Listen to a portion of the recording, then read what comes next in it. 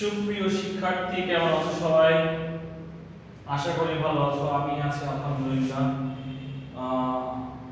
উদ্ভূত এই পরিস্থিতির মধ্যে আশা করি সকলেই বাসায় পড়াশোনা করছে, কারণ দীর্ঘ সময় কিন্তু আমাদের অতিবাহিত করতে হচ্ছে। 1 মাস, 2 মাস, 3 মাস চলছে। সুতরাং পড়াশোনাটা দৈনন্দিন করাই ভালো।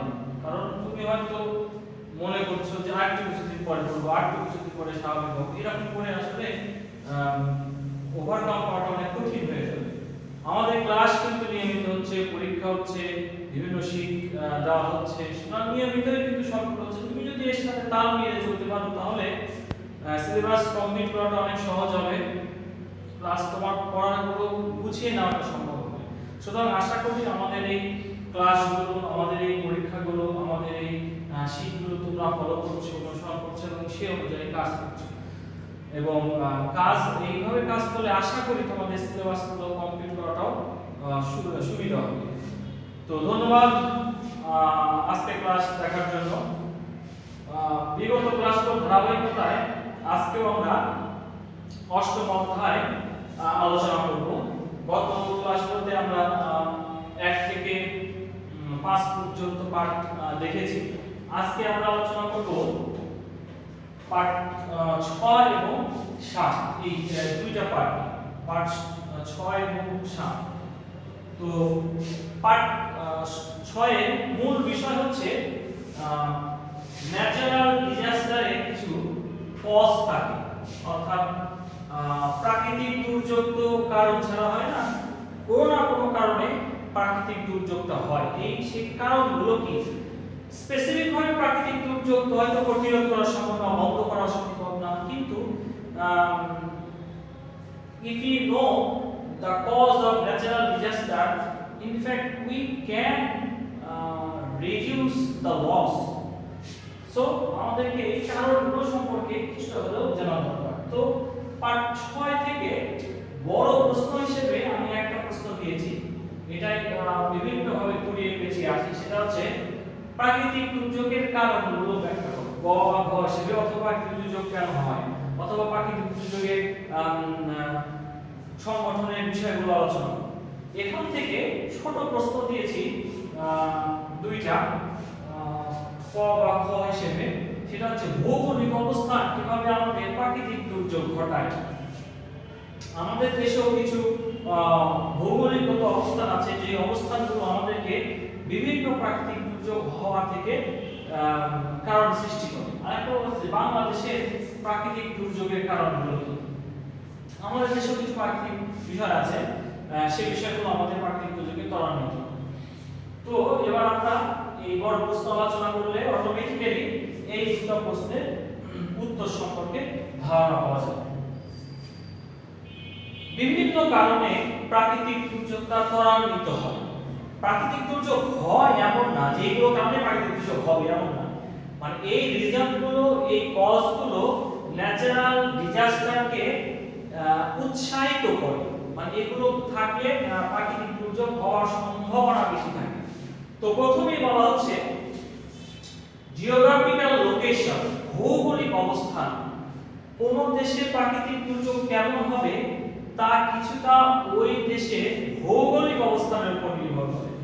যেমন ধরো বাংলাদেশে কি উত্তরে হিমালয়, দক্ষিণে বঙ্গোপসাগর, এই যে একটা বিষয়গুলো, এই বিষয়গুলো আমাদেরকে যেমন প্রাকৃতিক দুর্যোগ হয় আবার অনেক প্রাকৃতিক দুর্যোগকে রক্ষা করে। যেমন ধরো হিমালয় পর্বত থাকার কারণে আমাদের দেশে কিন্তু তুষারপাত হয় না, বরফ জমে যায় না, এটা যেমন আমাদেরকে প্রাকৃতিক দুর্যোগ রক্ষা করছে। আবার বিভিন্ন ধরনের সমুদ্র কেন্দ্রিক ঘূর্ণিঝড়, কিছুদিন আগে একটা ঘূর্ণিঝড় আঘাত করলো, এরকম ঘূর্ণিঝড়গুলো আমাদের দেশে আঘাত সুবিধা হয়।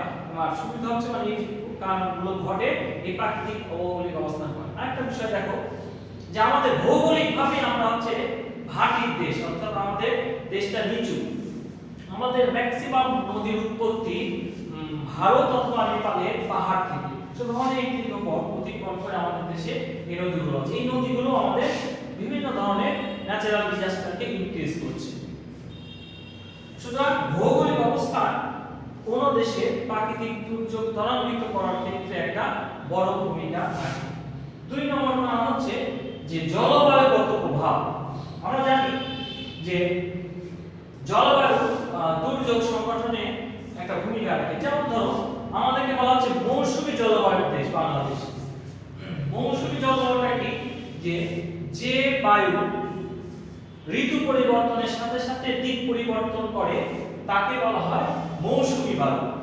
সুতরাং ঋতু পরিবর্তন হচ্ছে, বায়ু গতিও পরিবর্তন হচ্ছে। এই বায়ু আমাদের দেশের জলবায়ুতে ব্যাপক প্রভাব ফেলে। ফলে দেখা যায় যে আমাদের দেশে শীতকালে শুষ্ক এবং আর্দ্র থাকে, বৃষ্টিপাত তেমন হয় না। আবার এই বায়ুটা যখন ঘুরে বঙ্গোপসাগরের উপর দিয়ে আসে তখন দেখা যায় বর্ষাকালে ব্যাপক বৃষ্টি হয়, প্রচুর বৃষ্টি হচ্ছে। সুতরাং আমাদের দেশে জলবায়ুগত প্রভাব বা পৃথিবীর জলবায়ুটাও ওই দেশে বা ওই অঞ্চলে প্রাকৃতিক দুর্যোগ কেমন হবে তার ক্ষেত্রে ভূমিকা রাখে। ভূমির গঠন, ভূমি মানে মাটির গঠন, মাটি কিভাবে গঠিত হয়, পৃথিবী গঠিত হয়, মানে ভূমির রূপটা কেমন। যেমন আমাদের দেশের ভূমির রূপ হচ্ছে, আমাদের দেশের ভূমিটা ঢালু এবং এখানে নদীর সংখ্যা বেশি। ফলে দেখা যায় যে এই সব ঢালু এবং নদীর সংখ্যা বেশি হওয়ার কারণে বিভিন্ন ধরনের দুর্যোগ হওয়ার ক্ষেত্রে ভূমিকা রাখে। যেমন নদীগুলো আমাদের শুকিয়ে যায়, ফলে ব্যাপক খরা হয়, মাঠ চৌচির হয়ে যায়। আবার আমাদের এখানে বিভিন্ন ধরনের ভূমির গঠনের কারণে দেখা যায় যে মাটি শুকিয়ে গেলে সেটা এতই ফেটে যায় যে কৃষক ফসল উৎপাদন করতে পারে না। সুতরাং এই ডিজাস্টারগুলো হয়। ফোর্থ যে কারণটা সেটাকে বলা হচ্ছে নদী নালা। আমরা অনেক আগে থেকে জানি যে আমাদের দেশ নদীমাতৃক দেশ, প্রচুর অসংখ্য ছোট বড় নদী নালা আমাদের দেশে পড়েছে। এই নদীগুলোর কিছু বৈশিষ্ট্য আছে। যেমন আমাদের নদীগুলো হচ্ছে সর্পিল আকৃতির, মানে হচ্ছে আঁকা বাঁকা। আঁকা বাঁকা বলা হয় আমাদের দেশের নদীগুলো সর্পিল আকৃতির, আঁকা বাঁকা। এই আঁকা বাঁকা নদীর কারণে আমাদেরকে দেখা যায় যে রিভার ইরোশন বা নদী ভাঙনের প্রবণতাটা বেশি। এটাও একটা ন্যাচারাল ডিজাস্টার। সুতরাং এই বিষয়গুলো অবশ্যই আমাদের দেশে যেমন প্রভাব ফেলে পৃথিবীর অন্যান্য দেশেও এই ন্যাচারাল ডিজাস্টার কারণের ক্ষেত্রে একটা বড় প্রভাব ফেলে। আশা করি প্রাকৃতিক দুর্যোগের কারণগুলো সম্পর্কে আমরা ধারণা পাই। এখান থেকে এই প্রশ্নের উত্তরও কিন্তু আমরা পেয়ে গেছি যে ভৌগোলিক অবস্থান কিভাবে আমাদের দুর্যোগ ঘটায়। কারণ হচ্ছে যে আমরা যখন বললাম যে ভৌগোলিক অবস্থা, তখন উদাহরণ হিসেবে দিয়েছি যে আমাদের উত্তরে কোন পাহাড়ের জন্য আমাদেরকে বেশি শীত পোহাতে হয় না বা তুষারপাত বরফ পড়ে না, বঙ্গোপসাগর। সুতরাং এটা ব্যাখ্যা করলে এটার উত্তর পাওয়া যায়। বাংলাদেশে প্রাকৃতিক দুর্যোগের কারণ, পৃথিবীতে প্রাকৃতিক দুর্যোগের যে কারণ আমাদের দেশেও আমাদের মতো করে যেগুলো কারণ থাকে। এগুলো ভৌগোলিক অবস্থান, জলবায়ু, ভূমির গঠন, নদী, পৃথিবীর অন্যান্য ক্ষেত্রেও যেমন বড় একটা ভৌগোলিক অবস্থানগত কারণ প্রাকৃতিক দুর্যোগে, আমাদের দেশেও ঠিক তেমনি যে প্রাকৃতিক দুর্যোগের কারণগুলো এইরকমই সেম। সুতরাং এই পয়েন্টগুলো 2 নম্বর দিলে উত্তর হয়ে যাবে। আচ্ছা, এবার গেল পার্ট 6। এবার আমরা দেখব পার্ট 7 সম্পর্কে। পার্ট 7 এ বলা হয়েছে যে ন্যাচারাল ডিজাস্টার হোক বা ম্যান মেড ডিজাস্টার হোক, আমাদের জীবনে there is some impact। তাই আমাদের জীবনে এর একটা প্রভাব ফেলে, সেটা ইতিবাচক প্রভাবই বলো বা নেতিবাচক প্রভাব। তার মানে ইমপ্যাক্ট যখন করবে, প্রভাব যখন করবে, এটা কিন্তু ভালো প্রভাব হতে পারে, খারাপ প্রভাবও হতে পারে। সুতরাং প্রভাব মানে যে খারাপ না, প্রভাব মানে সেটা ভালো প্রভাব হতে পারে, খারাপ মানে impact. there are two kinds of impact, negative impact and positive impact। তো আমরা যখন প্রভাব দিব, নেগেটিভ বা পজিটিভ দুটাই দেব। পজিটিভও হতে পারে, নেগেটিভ হতে পারে। তবে তোমাদের বইয়ে নেগেটিভটা বেশি হাইলাইট করা হয়েছে, নেগেটিভটা বেশি বলা হয়েছে।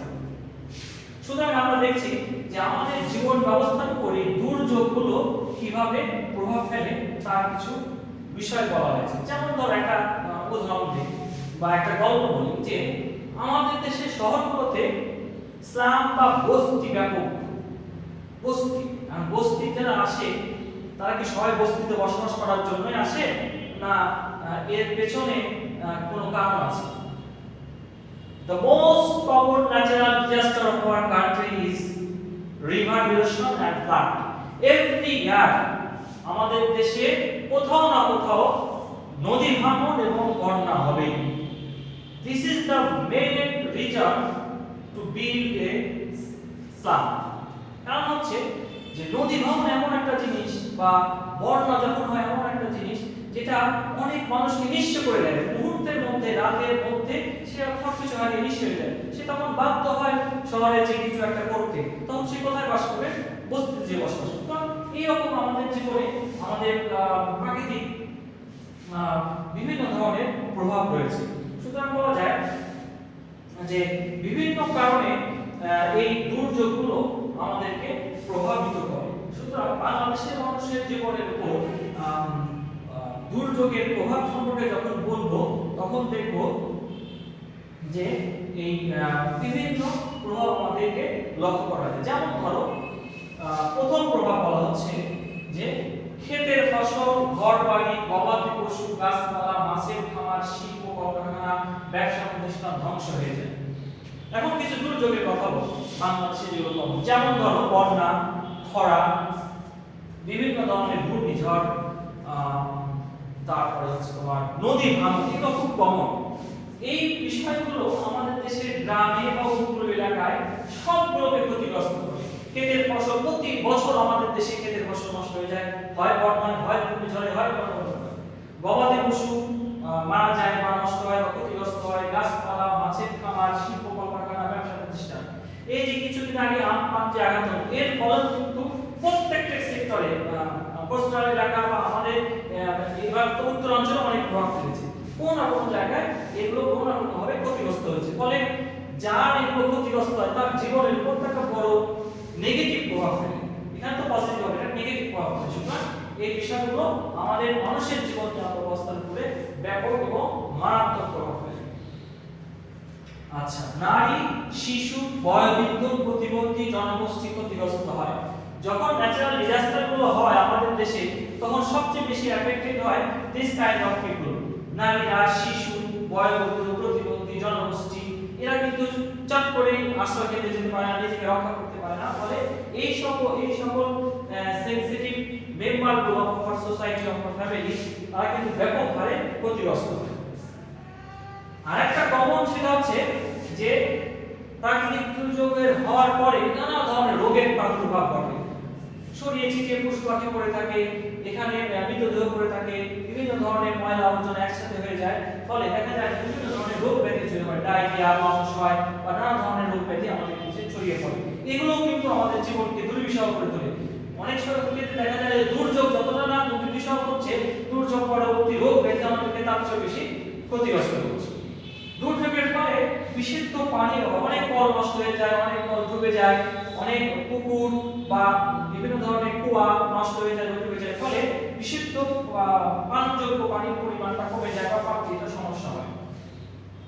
যখন মানুষের ব্যবসা প্রতিষ্ঠান, ক্ষেতের ফসল, জমি জমা, গবাদি পশু নষ্ট হয়ে যায় বা ক্ষতিগ্রস্ত হয় বা ধ্বংস হয়ে যায়, মারা যায়, তখন স্বাভাবিকভাবে অনেক মানুষই নিঃস্ব হয়ে যায়, তাদের আর কিছুই থাকে না। তাদের বসবাস করার জন্য, তাদের ব্যবসা বাণিজ্য করার জন্য, তাদের জীবিকা নির্বাহের জন্য কিছুই থাকে না। ফলে তারা নিঃস্ব হয়ে যায়। এইটা আমাদের দেশের জনগণের জীবনে প্রাকৃতিক দুর্যোগের একটা বড় কারণ। লাস্টে যেটা বললাম যে আমাদের দেশের প্রাকৃতিক দুর্যোগের ফলে বস্তির জীবন শুরু হয় অনেক মানুষের। শহরগুলোতে দেখা যায় এই প্রাকৃতিক দুর্যোগে ক্ষতিগ্রস্ত মানুষরা কি করবে, গ্রামে জীবনযাপন করে, তখন তারা কি করে, শহরে এসে বসবাস করে এবং বস্তির জীবনের অবস্থা হয়ে যায়। বস্তির জীবন তো আমরা জানি যে বস্তি যারা বসবাস করে তারাও যেমন দুর্বিষহ জীবনযাপন করে, বস্তি নিজেও একটা সমস্যা।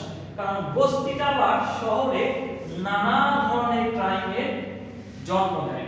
ওরা যেমন স্বাভাবিক ভালো জীবনযাপন করতে পারে না, ঠিক তেমনি বস্তির কারণে ওই শহরের আশেপাশে, ওই বস্তির আশেপাশে মানুষও কিন্তু স্বাভাবিক জীবনযাপন ব্যাহত হয়। সুতরাং এইসব বিষয়গুলো অবশ্যই আমাদের দেশের মানুষের জীবনে দুর্যোগের নেগেটিভ প্রভাব।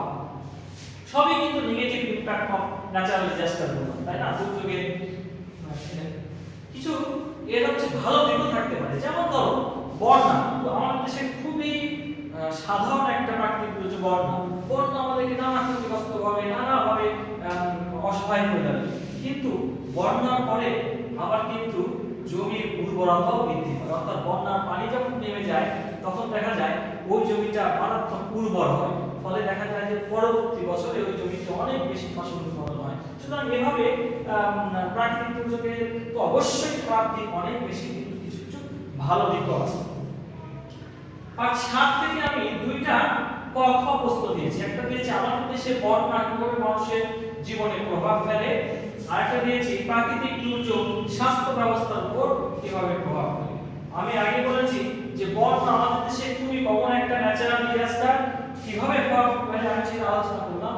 যে বন্যার ফলে জীবন ক্ষতিগ্রস্ত হয়, সম্পদ ক্ষতিগ্রস্ত হয়, গবাদি পশু ক্ষতিগ্রস্ত হয়, বন্যার ফলে অনেকে ঘরবাড়ি জমি জমা হারিয়ে নিঃস্ব হয়ে যায়। ফলে দেখা যায় যে সবকিছুই আমাদের দেশে বন্যার ক্ষতিগ্রস্ত হওয়ার একটা প্রবণতা বেশি। প্রাকৃতিক দুর্যোগ স্বাস্থ্য ব্যবস্থার উপর, এটা আমরা আগে বললাম যে প্রাকৃতিক দুর্যোগ অনেক অঞ্চলে নানা ধরনের রোগ ব্যাধি ছড়ায়, নানা ধরনের রোগের প্রাদুর্ভাব সৃষ্টি করে। ফলে দেখা যায় একসাথে অনেক মানুষ যখন রোগাক্রান্ত হয়ে যায় তখন সেখানে একটা স্বাভাবিক পরিবেশ থাকে না। যেমন বর্তমানে বাংলাদেশে অবস্থা হচ্ছে যে অনেক মানুষ একসাথে রোগী হয়ে যাচ্ছে, ফলে স্বাস্থ্য সেবাটা অনেকটাই দুর্বিষহ হয়ে যাচ্ছে। কারণ বিশুদ্ধ পানির অবস্থা সংকট দেখা যায়, ফলে মানুষের স্বাস্থ্য নানাভাবে ক্ষতিগ্রস্ত হয়। তো এই ছিল আজকের অষ্টম অধ্যায়ের পাঠ 6 এবং 7। তোমাদের একটা বাড়ির কাজ থাকবে, সেটা হচ্ছে আমি বাংলাদেশের মানুষের জীবনে দুর্যোগের প্রভাব নিয়ে আলোচনা করেছি, জীবনের দুর্যোগের প্রভাব। এবার তোমরা বাড়ির কাজ করে দেখাবা অর্থনীতিতে দুর্যোগের প্রভাব। What is the impact of natural disaster in our economy. এটার সাথে রিলেটেড, এভাবে দিও না, এটার সাথে রিলেটেড অন্যভাবে একটু তোমরা হাউস জবাবটা উপস্থাপনা করবে। এবং হাউস এই জবাবটা উপস্থাপনা করে তোমাদের হোয়াটসঅ্যাপ গ্রুপে শেয়ার করো। এগুলো বলো যে আমি এই কাজটা করেছি, এই পরীক্ষাটা দিয়েছি, স্যার কেমন হলো, ভালো হলো নাকি মন্দ হলো, আমি দিলাম কি না দিলাম, এগুলো সম্পর্কে গ্রুপে আলোচনা করো। গ্রুপে আলোচনা করলে কি হবে যে আমি ক্লাসটা দিচ্ছি বা এই পরীক্ষাটা দিচ্ছি, তাতে তোমাদের সাথে আমাদের যোগাযোগটা বাড়বে এবং এগুলো কোনটা বুঝতে পারছো না বা কোনটা আরো বোঝানো দরকার ছিল কথোপকথন হবে জানা হবে। ওকে, তাহলে আজকে এই পর্যন্তই। ভালো থাকো সবাইকে, শুভেচ্ছা।